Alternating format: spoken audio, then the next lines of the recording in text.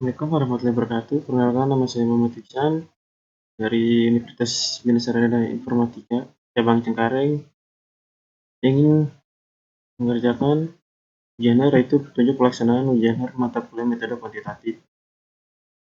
Di sini ada soalnya, yaitu soal akhir metode kuantitatif, di mana sekelompok mahasiswa manajemen peminatan SDM sedang melakukan penelitian terkait kompensasi dan motivasi kerja terhadap kinerja pada perusahaan CV.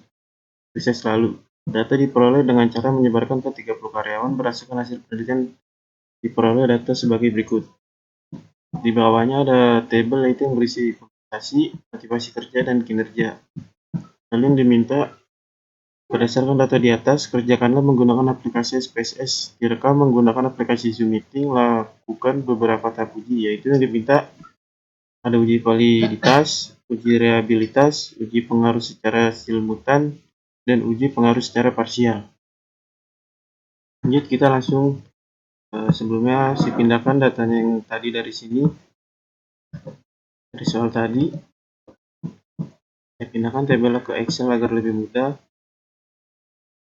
Lanjut, saya mengerjakan pindahkan datanya ke SPSS.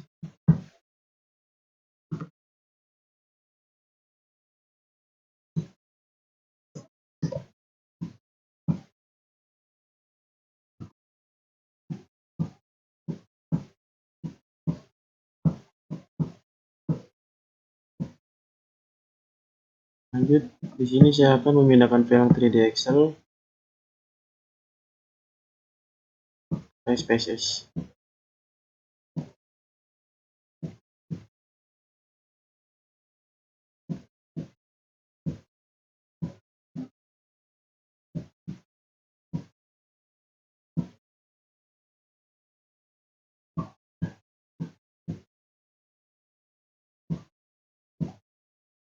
Ini sudah saya pindahkan.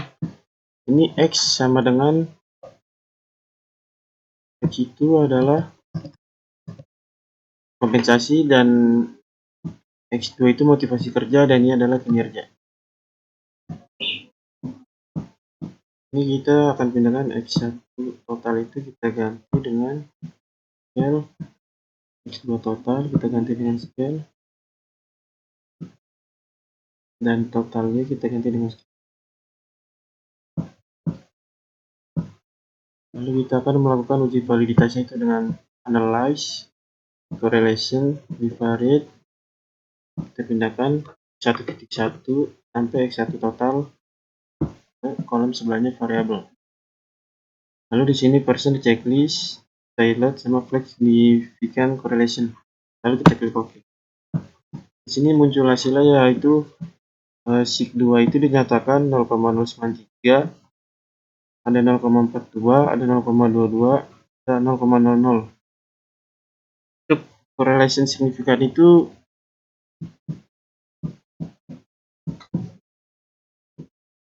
untuk nilai signifikansi menentukan validitasnya terpilih itu adalah 0,05. Nah, di sini adalah 0,093, berarti tidak validitas.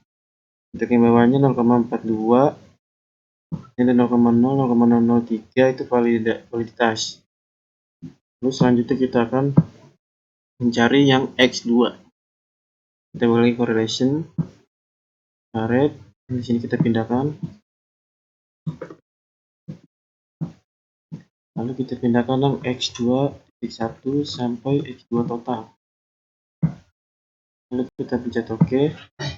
Nah, di sini juga muncul ini sig2 ada yang 0,982, 0,001, 0,120, dan 0,000. Ini di 0,982 dinyatakan tidak validitas. Ini dinyatakan validitas. Lalu selanjutnya kita akan mencari Y, yaitu kinerja.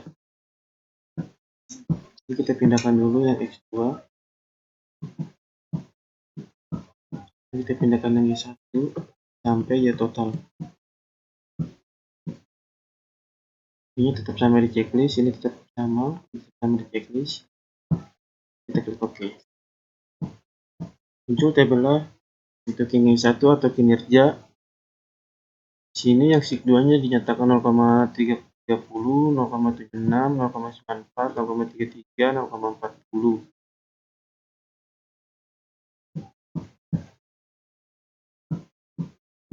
Yang ditolak di validitas. Jadi saya nanti akan selanjutnya saya akan melakukan uji reliabilitas.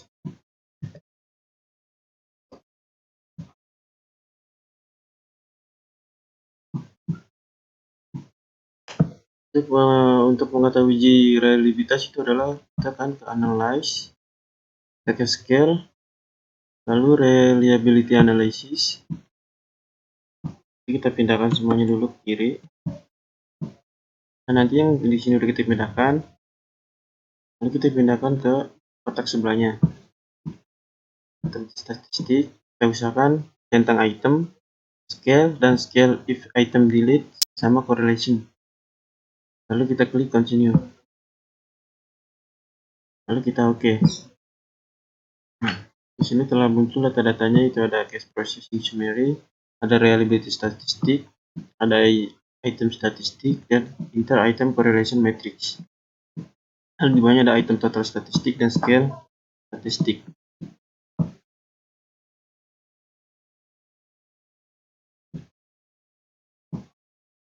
Untuk menyatakan valid atau tidak reliability itu terdapat di cronspatch alpha. Cronspatch alpha itu jika dinyatakan reliability, dia itu lebih besar dari 0,70. Di sini kita lihat adalah 0,844, berarti ini lebih besar dari 0,70. Dan ini dinyatakan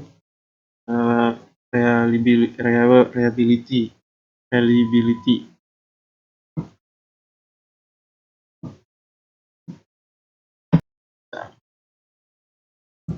Baik, di sini saya akan melanjutkan uji pengaruh secara simultan. Kita kembali ke SPSS, yaitu dengan mencari uji validasi simultan, kita ke analyze, ke regression, lalu ke linear. Lalu di sini nanti kita pindahkan bagian. Nah, dependent itu suatu, nah kita pindahkan aja langsung. X1 kita taruh ke independent, X2 total kita pindah ke independent, dan total Y yaitu kinerja kita pindahkan ke dependent. Lalu kita ke statistik, jangan lupa yang estimates di checklist, model fit checklist, sama collinearity diagnostic checklist. Lalu kita continue, kita klik OK. Nah, di sini muncul beberapa table yang ada variable entered atau removed, terus ada model summary, ada table ANOVA, ada coefficients, table collinearity diagnostics.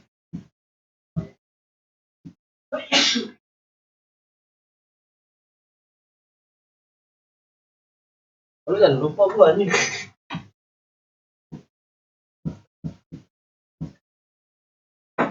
Nah, di sini kita lihat variabel ANOVA. Yang kita lihat di tabel yang F. Jika yang di F ini lebih dari 0,05, maka dinyatakan X1 dan X2 tidak mempengaruhi simultan. Nah, di tabel F ini ada 0,502. Berarti dinyatakan X1 dan X2 dinyatakan tidak berpengaruh terhadap simultan.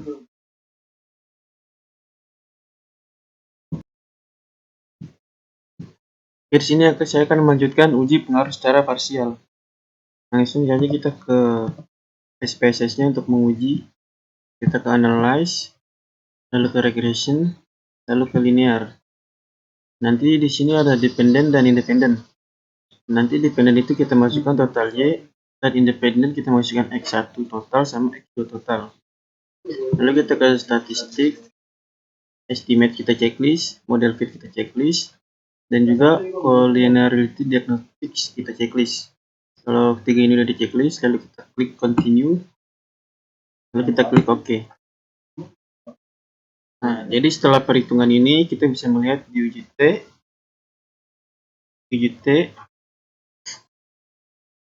dan juga uji SIG. Kita mendapatkan konstanta untuk perhitungan nilai uji pengaruh secara parsial. Nah, selanjutnya kita harus menghitung terkait dengan konstanta untuk menentukan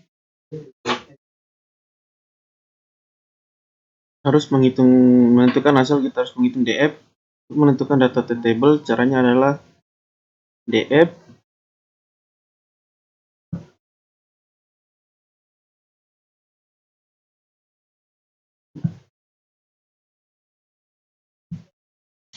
menentukan data table itu caranya adalah dengan DF sama dengan N dikurang K dikurang 1, di mana N itu adalah jumlah kuesioner atau jumlah data, dengan K adalah jumlah dari variabel independen.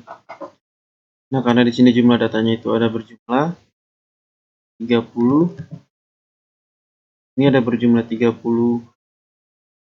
dan sedangkan K adalah jumlah dari variabel independen.